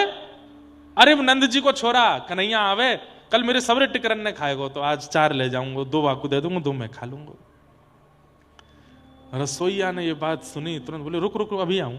दौड़ करके गए, जीव गोस्वामी पाद के पास जाके बोले भोंदू ऐसे बोल रहा है और आज 4 टिक्कर मांग रहा है। गुरुदेव भोंदू है वो झूठ नहीं बोलता, मुझे लगता है उसने कुछ अनुभव किया है। गुरुदेव ने आकर के भोंदू से बात करी। भोंदू ने यही बात कही। बोले अच्छा जो कल तुझे वन में मिले थे उनका रूप कैसा था? बोले गुरुजी मैंने अपने जीवन काल में बहुत सुंदर लोग देखे पर उन जैसी छवि नहीं देखी। गुरुदेव वो जब बगल में बैठे ना, उनमें से चंदन की सुगंधी आ रही थी। उनके नेत्र ये जो कोने का भाग है ना गुरुदेव, ये इतना गहरा था, कान तक स्पर्श हो रहा था। उनके नेत्र अलग ही थे, मैं तो खो गया था। अरे मैं कहा बताऊं, कितनी देर तक पूछते रहे तेरा नाम क्या है, मैं भूल गया था कि मेरा नाम भोंदू है। उनको देख के मैं अपनी सुध भूल गया था। गुरुदेव आपने तो देखे ही होंगे गुरुजी, मैं ही अभागा हूं, मुझे कल दिखे। जीव गोस्वामी बोले, वेद वेदांतों का पाठ करते करते जीवन निकल गया, घर छोड़ा, परिवार छोड़ा, आज तक ठाकुर जी नहीं दिखे। गोबर थापने वाला, इसको ठाकुर जी दिख गए, लेकिन बोले नहीं। बोले अच्छा मिले ठाकुर जी? हाँ। एक काम करोगे? बोले जी गुरुदेव आ गया। उनको लेके आश्रम आना आज। तो भोंदू को ये लगा कि इतने योग्य लोग हैं पूरे आश्रम में, इनको ये कामना देकर के मुझे क्यों दिया? मैं तो इस लायक भी नहीं हूं, मैं तो इस योग्य भी नहीं हूं। तो भोंदू नाचने लगा इस बात से कि गुरुदेव ने मुझे कार्य दिया है। आज वन में गया, ठाकुर जी आए, भोंदू ने 2 टिक्कर ठाकुर जी को दिए, 2 टिक्कर अपने लिए। अच्छा आज तो ज्यादा लेके आए हो? बोले हाँ, कल मैं भूखा रहेगा आपके मारे, हम ज्यादा लाया हूं। ठाकुर जी जैसे पाने लगे, भोंदू ने चरण पकड़े, बोले आप मेरे सखा हो ना? बोले हाँ। मेरी एक बात मानोगे? बोले बता। बोले आज गुरुदेव ने आपको आश्रम पे बुलाया, आश्रम चलोगे? ठाकुर जी बोले देख, तू जो कहेगो सो करूंगा, पर तेरे मेरे बीच जो होगा सो मुझको स्वीकार है। तीसरो कोई आवेगो मुझको स्वीकार नहीं। मैं कोई से नहीं मिलूंगा और तेरे गुरुजी के पास ना जाऊंगा, आश्रम भी नहीं जाऊंगा, ये सब कछु नहीं करूंगा। तू चाहे मना कर दे, मैं नहीं आऊंगा। तू रोज मिल मुझसे, तेरे संग खेलूंगा, लेकिन गुरुदेव के पास नहीं जाऊंगा। बंधु बोला देखो ना, पहली बार गुरुदेव ने मुझे कोई जिम्मेवारी दी है और मैं नहीं पूरी करूंगा तो मैं क्या काम होते मना करके आऊंगा उनसे। ऐसा मत करो ना, चल दो। ठाकुर जी बोले मैं नहीं जाऊंगा। थोड़ी देर, प्रेम का स्वभाव है कि थोड़ी देर मनाया जाता है, फिर भी प्रेमी नहीं माने तो फिर क्रोध किया जाता है। बंधु बोलो नहीं चलोगे? बोले नहीं चलूंगा। नहीं जाओगे? बोले नहीं जाऊंगा। बोले देख लो? बोले हाँ देख लियो। नहीं जाओगे पक्का? बोले नहीं जाऊंगा, पक्का पक्का पक्का बिल्कुल नहीं जाऊंगा। ठाकुर जी रोटी पारे से तो हाथ में से रोटी छीन ले, बोले ये भी मत खाओ, ये भी गुरु जी के आश्रम की है, और ये लाओ गुड़ भी दो, ये सब दो यहाँ पे। ठाकुर जी कह रहे तो ये तो पान दे, बोले ना ये भी नहीं पाओगे। और सुनो? बोले हाँ, कल ते दिख मत जाइयो यहाँ पे मुझे। ये भांडीर वन है, मेरे गुरुदेव की गैया यहां चढ़ती हैं, कहीं तुम्हारी गैया मिल गई मोकू कल यहां तो तुम तो जाओगे नहीं, तुम पे तो अधिकार नहीं है मेरो, पर तुम्हारी गैया ने अपने गुरुदेव की गौशाला ले जाऊंगा मैं, कल तो मत दिखियो। ठाकुर जी बोले अच्छा ऐसे करेगा? बोले हाँ ऐसी बात है। और सुनो? बोले कहा मैं जा रहा हूं। कहां जा रहा हो? बोले चढ़ गई मेरी गैया, मैं जा रहा हूं वापस, तुम्हारे पास बैठनो भी ना है मुझे। और सुनो? बोले हाँ, आम पाम 100 साल की कट्टी, कल सखा बने थे दोनों, आज मैंने सखत तोड़ दिया। इतना भोला है भोंदू।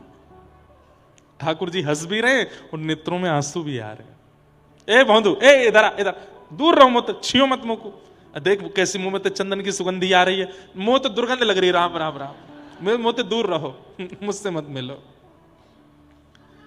जैसे ही भोंदू जाने लगा, ठाकुर जी ने 3 बार आवाज लगाई, भोंदू सुन तो सही, लेकिन भोंदू नहीं बोला। देख मैं 3 तक गिनती गिन रहा हूं, अगर तेने पीछे मुड़ के नहीं देखो तो मैं मान जाऊंगा कि तेने मुझसे मित्रता तोड़ दी। ठाकुर जी बोले 1, भोंदू नहीं देखा। ठाकुर जी बोले 2, भोंदू ने नहीं देखा। अब 3 ठाकुर जी नहीं बोल पा रहे कि कहीं मैंने बोल दिया और उसने नहीं देखा तो मित्रता टूट जाएगी, मैं तोड़ना नहीं चाहता। 3 ठाकुर जी नहीं बोल रहे हैं।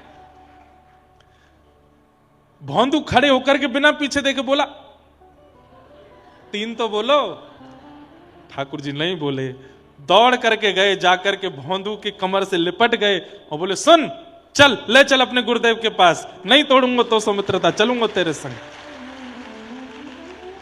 और जैसे एक छोटे बालक को पिता अपनी कमर पे ऐसे लटका लेता है कंधे पर, ऐसे भोंदू ठाकुर जी के दोनों चरण और यहां पे हाथ लटका करके गुरुदेव के आश्रम लाया। गुरुदेव तो देखते ही मूर्छित हो गए। होश में जब आए तब त्रिभंग ललित श्याम सुंदर को देख करके बोले हे नाथ, जीवन निकल गया पर कभी आपके दर्शन नहीं हुए, आज प्रथम बार आपके दर्शन। ठाकुर जी बोले मैं आपको दर्शन देने नहीं आया हूं, तो आपसे आज्ञा लेने आया हूं। बोले क्या? आपके इस शिष्य को मैं सदा के लिए अपने साथ ले जा रहा हूं। और भोंदू को हाथ पकड़ करके ठाकुर जी अंतर ध्यान हो गए, अपनी लीला में लेकर के उसको चले गए। सोचिए क्या किया जीवन में उसने? कुछ भी नहीं। सरल सहज चित्त, भले ही साधना ना की हो, भले ही भजन ना किया हो, भले ही तप ना किया हो, पर चित्त सरल है तो ठाकुर जी स्वीकार करते हैं। ऐसे भौंदू की मधुर कथा। मेरा गोपाल गिरधारी जमाने से निराला है, मेरा गोपाल गिरधारी जमाने से निराला। अभी आज बंधुओं हमारे इस स्थान को भी 25 वर्ष हो रहे हैं। महंत जी के भी आज विवाह के वर्षगांठ के 25 वर्ष हैं। उस उपलक्ष्य में आज कितनी कन्याएं हैं महाराज जी? 47 कन्या। वो कन्याएं किन्हीं के पिता नहीं हैं, किन्हीं की मां नहीं है, किन्हीं के परिवार में इतना योग्यता नहीं कि वो उन कन्याओं का विवाह कर सकें।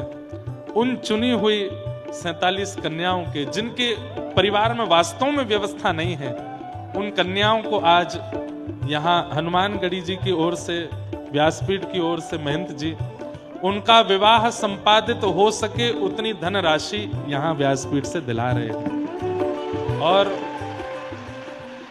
अन्य अन्य व्यवस्थाओं के लिए आप लोगों ने सहयोग किया होगा, पर इस व्यवस्था में जितनी भी धनराशि उन माताएं, उन बहनों को दी जा रही हैं, वो सब हमारे महंत जी अपने जेब से ही खर्च कर रहे हैं। ठाकुर जी कृपा करें, ऐसे ही इन पर भाव बना रहे।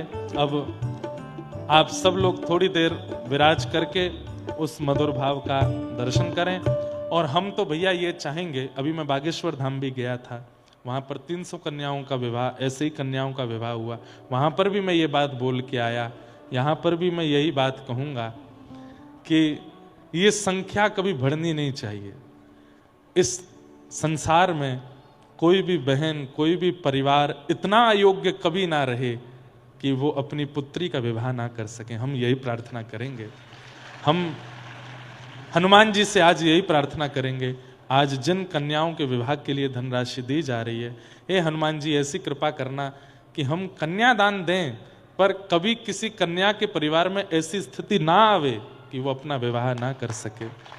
ये वहाँ पे जब हमने 2 वर्ष पहले कथा की थी बागेश्वर में, तब 151 कन्याओं का था, पिछले वर्ष 200 कन्याओं का था, इस वर्ष 300 कन्याओं का था। तो मैं वहाँ पे भी बोल के आया, मैंने कहा ये संख्या अब बढ़े ना घटे, ये कन्याएं अयोग्य रहे ना, बल्कि ऐसा रहे कि हमारे हनुमानगढ़ी और यहाँ के संत जन एक उत्साहपूर्ण हो रहे विवाह में अपनी राशि भावना से भेजें, खूब कृपा करके भेजें। ऐसी भावना होनी चाहिए, बल्कि कोई कन्या ऐसी रहे ना। पर आज ये एक शुभ कार्य, एक मंगल कार्य यहाँ से हो रहा है। आप सब लोग उसका दर्शन करो। बोलो श्री हनुमानगढ़ी हनुमान जी महाराज की जय। सत्पात्र दानाच भवेद् धनाढ्यम, धनाढ्य भावेन करोति पुण्यम, पुण्य प्रभावात् त्रिदिवं प्रयाते, पुनर्धनाढ्यम पुनरेव दानी। शास्त्र आज्ञा करते हैं कि दान बहुत सोच समझ के करना चाहिए, और ऐसी जगह करना चाहिए जहां आपके द्वारा संचित धन का सदुपयोग हो। सत्पात्र दानाच भवेद् धनाढ्यम, सत्पात्र को दान देने से व्यक्ति धनाढ्य होता है। और धनाढ्य भावेन करोति पुण्यम, सत्पात्र को दान देने से फिर बार बार पुण्य करने की इच्छा चित्त में प्रकट होती रहती है। एक बार पुण्य करने के बाद 10 साल की छुट्टी हो गई, इच्छा ही नहीं हुई, तो इसका मतलब आपने जो एक बार दान किया था वो उचित जगह नहीं किया। बार बार वही दान करने की इच्छा प्रकट होना, ये एक प्रकार का सत्पात्र को दान दिया है इसका प्रमाण है। तो पुनः पुनः होगी इच्छा। सत्पात्र दानाच भवेद् धनाढ्यम, और धनाढ्य भावेन करोति पुण्यम, पुण्य प्रभावा त्रिदिवम प्रयाते। पुण्य के प्रभाव से क्या होता है? बोले त्रिदिवम, भू भुवस्व, यानी कि स्वर्ग लोक की प्राप्ति। और जब पुनर्जन्म होता है तो फिर क्या होता है? बोले पुनर्धनाढ्यम पुनरेव दानी, एक धनाढ्य कुल में ही जन्म होता है, और दान युक्त ही आप, दान के स्वभाव से ही आप जन्म लेते हो। तो आज असहाय कुछ परिवार की लालियों का यहाँ पर महाराज जी ने अपने मंगल दिवस पर उनके उनका दिवस भी मंगल हो, ऐसी कामना की। और ये चर्चा सुनाम की कथा में महाराज जी से हुई थी। महाराज जी बोले, हम महाराज जी विवाह का क्रम पूरा रख सकते हैं, पर बहुत विस्तार कर देंगे तो कथा रस नहीं मिलेगा, इसलिए हम क्या करेंगे। मैंने कि क्या महाराज जी बोले, हम उनको राशि दे देंगे, अब वो अपना जैसे चाहे अपने अनुकूलता से विवाह करें, भले ही उसमें से कुछ धनराशि लगा के कुछ बचाना भी चाहें तो वो उनकी इच्छा है। अब हम पूरी व्यवस्था करके वो पूरा विवाह संपादित करावें, बोले उससे फिर कथा रस भी है और भी सबके भाव हैं। बोले हम बस राशि दे देंगे, अपने मन से वो जैसे चाहें अपना विवाह संपादित करें। हमने कहा बहुत अच्छा है महाराज जी, अच्छी बात है। हमारे मन में भाव ऐसा है कि हनुमान जी कृपा ऐसी कर दें कि कोई परिवार ऐसा रहे ही ना, सब अनुकूल हो जाएं, सब योग्य हो जाएं, सब बालिकाएं, सब कन्याएं, उनको हनुमान जी महाराज इतनी कृपा कर दें कि उनके जीवन में कभी ऐसा भाव आवे ही ना, वो सदा प्रसन्न रहे। नाथ तू अनाथ को, कोई अनाथ है ही नहीं संसार में, सबके नाथ ठाकुर जी हैं। पर फिर भी ये संसार चक्र है भैया, ये तो चलता रहता है और इस संसार में सब प्रकार की क्रियाएं होती, लेकिन प्रार्थना हमको यही करनी चाहिए, हनुमान जी सबको इतना मंगल करो। तेरा मंगल मेरा मंगल सबका मंगल हो रे, हम सबका मंगल हो, ऐसी भावना रखते हैं। पूज्य महाराज जी को उनके पावन मधुर दिवस की बहुत बहुत शुभकामनाएं। वो ऐसे ही आनंद करते रहें। और 25 वर्ष पे कथा हम कर रहे हैं, 50 पे भी हम करेंगे। और हैं, हाँ नंदू जी महाराज करे, मैं भी आऊंगा।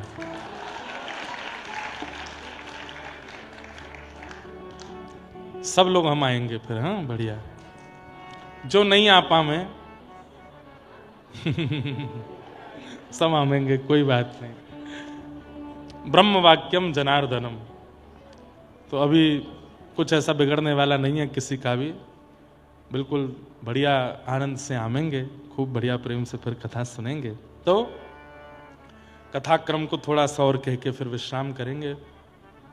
वैद्यम वास्तवमत्र वस्तु शिवदम, ठाकुर जी से संबंध कराने की जो इच्छा प्रकट होती है वो भागवत जी यही प्रदान करती हैं। कथा से संबंध, ठाकुर जी के प्रति संबंध प्रतिपादित होता है, ठाकुर जी कोई अपने लगने लगते हैं। वैद्यम वास्तवमत्र वस्तु शिवदम तापत्रयोन्मूलनम, और सबसे विशेष बात, कथा श्रवण करने वाले के तापत्रयोन्मूलनम, ताप से उत्पन्न होने वाली जो पीड़ा है उस पीड़ा का उन्मूलन हो जाता है। कल भी मैंने इस बात को कहा था, आज भी मैं कहूं, पीड़ा संकट जीवन में नहीं आएगा ऐसा नहीं, आएगा संकट जीवन में आएगा, पर संकट से जूझना आप सीख जाओगे। संकट से लड़ना कैसे है, संकट से भिड़ना कैसे है, उससे पीड़ित होकर के रोओगे नहीं। संसारी व्यक्ति रोता है, संकट आने पर रुदन करता है, संकट आने पर विचलित हो जाता है, पर भक्त व्यक्ति संकट से लड़ता है। हम कहते हैं ना, एक बात बड़ी प्रसिद्ध है, हनुमान जी से जाके कहते हैं हम इतनी पीड़ा में हैं। नहीं, पीड़ाओं से कहो हमारे साथ हनुमान जी हैं। ए पीड़ा, ओ संकट, सोच समझ के आइयो हमारे पास, क्यों? हमारे माथे हनुमान जी बैठे हैं।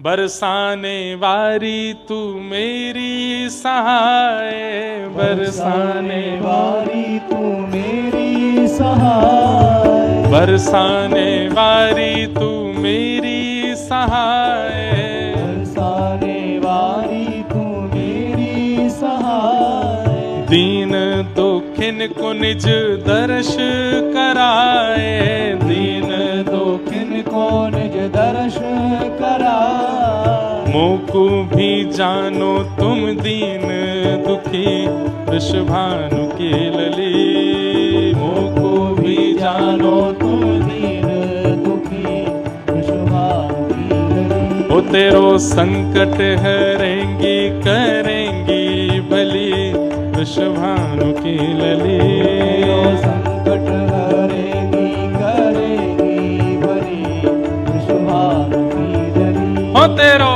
संकट हरेंगी करेंगी भली वृषभानु की लली।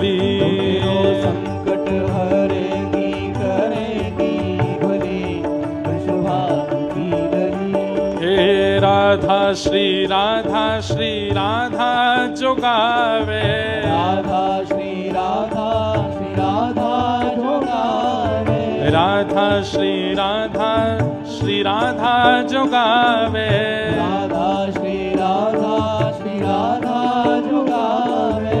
कोटि जग बाधा कुपल में सुतारे, कोटि जग बाधा पल में सुतारे, हाँ कोटि जग बाधा कुपल में सुतारे, कोटि जग बाधा पल में सुतारे। हाँ दुष्टन के ओ दुष्टन के दुष्टन के दल में मची खलबली, वृषभानु की लली, दुष्टन के दल में मची खलबली, वृषभानु की लली। वो तेरो संकट हरेंगी करेंगी भली, वृषभानु की लली, तेरो संकट हरेगी करेगी भली, वृषभानु की लली। वो तेरो संकट हरेंगी करेंगी भली,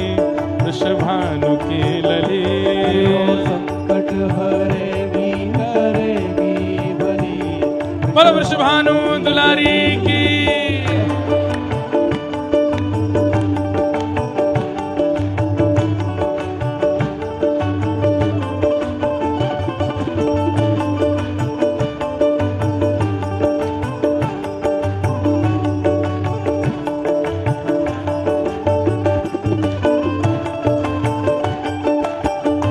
बोल वृषभानु के जमाई की।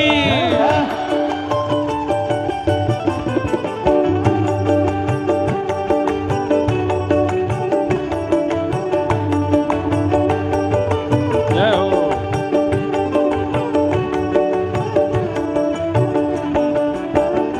हे बरसाना धाम जन्म तुम लीनो, सारा धाम जन्म तुम लीनो, बरसाना धाम जगत तुम लीनो, सारा धाम जन्म तुम लीनो। हे बरसाना धाम जगत तुम लीनो, बरसाना धाम जन्म तुम लीनो। गहवर बन भीतर बिहार तुम कीनो, गहवर बन में बिहार तुम कीनो, हे गहवर वन में बिहार तुम कीनो, गहवर वन में बिहार तुम कीनो। हे प्यारी हाँ हो प्यारी लगे मोहे रंग गली, वृषभानु की लली, प्यारी लगे मोहे रंगीली गली, वृषभानु की लली। हे संकट हरेंगी करेंगी भली, वृषभानु की लली, संकट हरेगी करेगी भली, वृषभानु की लली। हे त्रिभुवन पति वश तुम कीनो, त्रिभुवन पति वश तुम कीनो, त्रिभुवन पति तूने बस कर लीनो, पति तुम वश कर लीनो।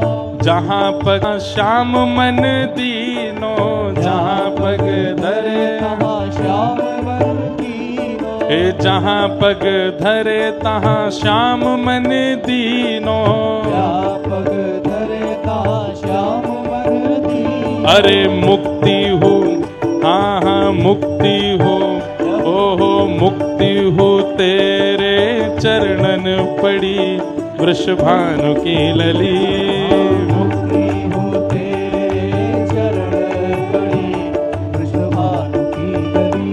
हे मुक्ति हो तेरे चरणन पड़ी, वृषभानु की लली, मुक्ति हो तेरे चरण पड़ी, वृषभानु की लली। वो तेरो संकट हरेंगी करेंगी भली, वृषभानु की लली, संकट हारेगी करेगी भली, वृषभानु की लली। हे संकट हरेंगी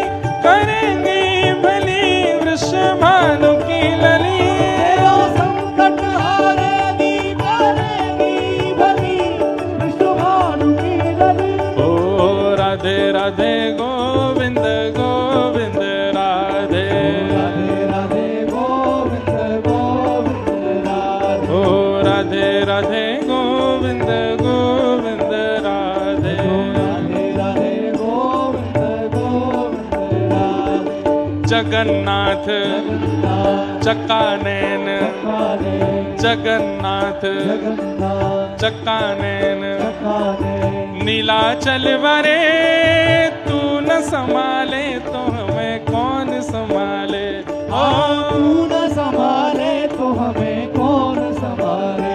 जो श्रीमद् भागवत जी का भाव है, तापत्रयोन्मूलनम।